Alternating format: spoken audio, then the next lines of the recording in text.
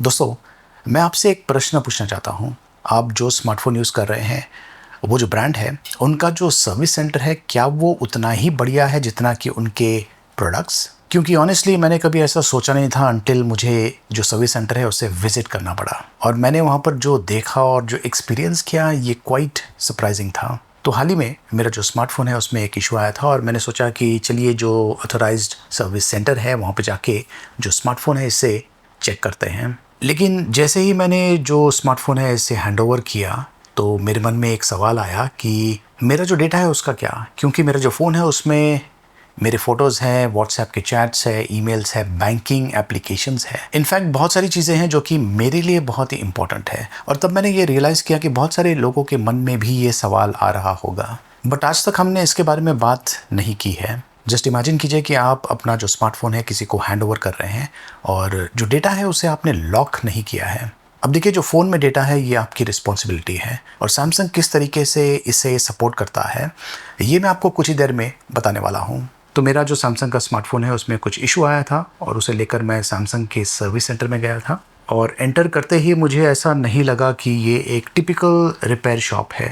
अभी जो स्पेस था ये काफ़ी काम था, क्लीन था और मिनिमल था। कंफर्टेबल सीटिंग है, सॉफ्ट लाइटिंग है और ऑनेस्टली ये एक लॉन्च की तरह लग रहा था, एक सर्विस सेंटर की तरह नहीं। तो वहाँ पर जाके मैं बैठा, रिलैक्स किया और मेरा जो डिवाइस है उससे मैंने चार्ज भी किया। इनफैक्ट इनके जो सर्विस सेंटर्स है इनमें चार्जिंग पैड्स दिया हुआ है जो कि जो सीटिंग है उनके बगल में ही बिल्ट इन दिया हुआ है। आप वायरलेसली आपका जो स्मार्टफ़ोन है उसे चार्ज कर सकते हैं, प्लस ईयरबड्स जो है उन्हें भी वायरलेसली चार्ज कर सकते हैं। अब ये जो चीज़ है इसने मेरा जो मूड है इंस्टेंटली चेंज किया। और एक और चीज़ मैंने नोटिस किया कि यहाँ पर कोई भी केओस नहीं है और लॉन्ग क्यूज़ नहीं है। वैसे अगर आप सैमसंग के सर्विस सेंटर विज़िट करते हैं तो आपको 2 ऑप्शंस मिलते हैं, या तो आप तभी के तभी अपॉइंटमेंट बुक कर सकते हैं सर्विस सेंटर पहुँचने के बाद, या फिर जैसा मैंने किया था ऑनलाइन अपॉइंटमेंट मैंने ऑलरेडी बुक किया था। तो मुझे सिर्फ इतना करना था कि जो टाइम मैंने सेलेक्ट किया था उस टाइम में मुझे सैमसंग के जो सर्विस सेंटर है उसमें सिर्फ वॉक इन करना था। वॉक इन करने के बाद जो टोकन नंबर मुझे मिला हुआ था वो मैंने एंटर किया, उसके बाद में मुझे इमीडिएटली एक्सेस मिल गया।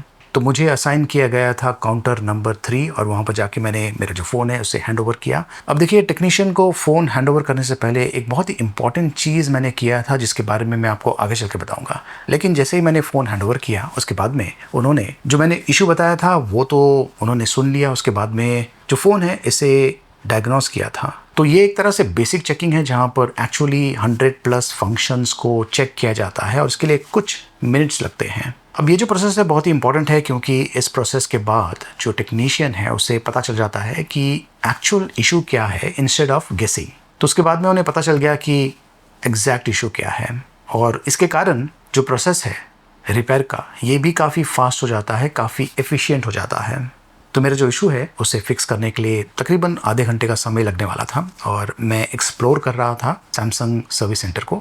इनफैक्ट मुझे ऑप्शन भी दिया गया था कि मैं एक ऑल्टरनेट डिवाइस यूज़ कर सकता हूं जो कि सैमसंग मुझे प्रोवाइड करने वाला था सर्विस सेंटर में, बट मुझे उसकी ज़रूरत नहीं थी। इंस्टेड मैं जो सर्विस सेंटर है उसे एक्सप्लोर करने लगा और यहाँ पर जो चीज़ है ये काफ़ी इंटरेस्टिंग थी क्योंकि अल्ट्रा लार्ज डिजिटल स्क्रीन थे जो कि जो लेटेस्ट टेक्नोलॉजी है एंड इनोवेशंस वो शोकेस कर रहे थे।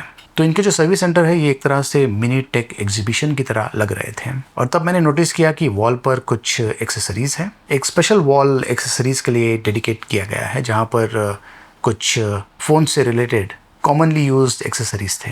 सर्विस सेंटर में एक और एरिया था जहाँ पर आप बहुत सारी चीज़ों को डिस्कवर कर सकते हैं, मतलब कि जो नई टेक्नोलॉजी है उसे मे बी आपने उसके बारे में कभी सोचा नहीं होगा, मे बी आपने कभी उसके बारे में प्लान नहीं किया होगा, लेकिन आप वहाँ पर उसे डिस्कवर करने लगते हैं। तो ये एक तरह से सर्विस विजिट नहीं था बल्कि ये एक तरह से एक्सपीरियंस था।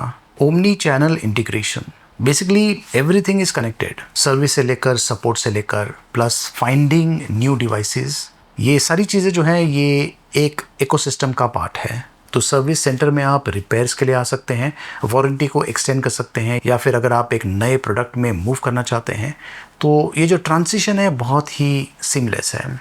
अब जिस पॉइंट पे मैंने आपको बताया था कि मैं कुछ इंपॉर्टेंट चीज़ के बारे में बताने वाला हूँ तो उसके बारे में बताते हैं।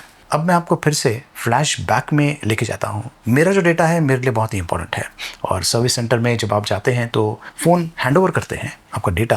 आप चाहेंगे कि दूसरे लोग ना देखें, तो टोकन एंटर करने के बाद जब मैं टेक्नीशियन के पास गया काउंटर नंबर 3 पर, तो वहाँ पर फ़ोन जब मैंने हैंडओवर किया उसके पहले टेक्नीशियन ने मुझे कहा कि जो मेंटेनेंस मोड है उसे मैं ऑन कर सकता हूँ। ये मेरे लिए बहुत ही बड़ा मोमेंट था, क्योंकि मैंने मेंटेनेंस मोड कभी यूज़ नहीं किया था, लेकिन ये बहुत ही हैंडी फीचर है जो कि आपको इस फ़ोन में, मतलब कि सैमसंग के फ़ोन्स में मिलता है, और इसे मैंने इनेबल किया। अब कुछ समय लगता है, तकरीबन 2 मिनट के आसपास। उसके बाद में आपका जो पर्सनल डेटा है वो एक तरह से लॉक हो जाता है। आपके जो फ़ोटोज़ है, चैट्स है, ऐप्स है, एवरीथिंग हिडन हो जाता है। ये एक्चुअली एक बहुत ही बढ़िया सा सुपर्ब फीचर है जो कि आपको गैलेक्सी डिवाइसेस पर मिलता है। एक बार आपने इसे इनेबल कर दिया, फ़ोन रिस्टार्ट होता है। उसके बाद में जो टेक्नीशियन है फ़ोन को टेस्ट कर सकता है, लेकिन आपका जो पर्सनल डेटा है वो एक्सेस नहीं कर पाएगा। और ऑनेस्टली ये था वो मोमेंट जब मैंने वरी करना छोड़ दिया। No over thinking, no stress, just complete peace of mind. ये एक्चुअली गेम चेंजर है, क्योंकि मुझे ऐसा लगा जैसे कि मैं इंचार्ज हूँ ऑफ माई डेटा और मेरे पास कंप्लीट कंट्रोल था। ये मैं कहूँगा कि एक टोटली डिफरेंट लेवल है, और ये जो प्रोसेस है बहुत ही जल्दी हो जाता है। और एक बार जो रिपेयर प्रोसेस है ये कंप्लीट हो गया, उसके बाद में जब मेरे हाथ में फ़ोन आ गया, मेंटेनेंस मोड आप ऑफ़ कर सकते हैं। एंड जैसा आपका फ़ोन था पहले, मेंटेनेंस मोड इनेबल करने से पहले, मतलब कि आपका जो डेटा है फुल एक्सेस वो फिर से आ जाता है। तो ये बहुत ही अमेजिंग चीज़ है। सैमसंग का एक और एडवांटेज ये है कि इनके 3000 प्लस सर्विस टच पॉइंट्स है अक्रॉस इंडिया।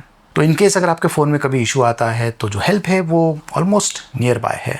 और कुछ सेंटर्स जो हैं ये तकरीबन 10 PM तक रात के खुले रहते हैं, और ये जो चीज़ है ये बहुत ही कन्वीनियंट है।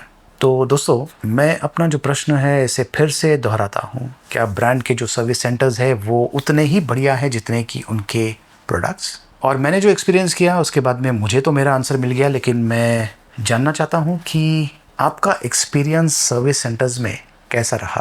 और अगर आपने कभी सैमसंग के सर्विस सेंटर को विज़िट किया है तो वहाँ पर कौन सा फीचर आपको सबसे बढ़िया लगा? मेरे लिए डेफिनेटली जो मेंटेनेंस मोड है ये एक ओवरऑल गेम चेंजर एक्सपीरियंस था। वैसे कमेंट्स करके मुझे बताइए कि आपका एक्सपीरियंस कैसा था।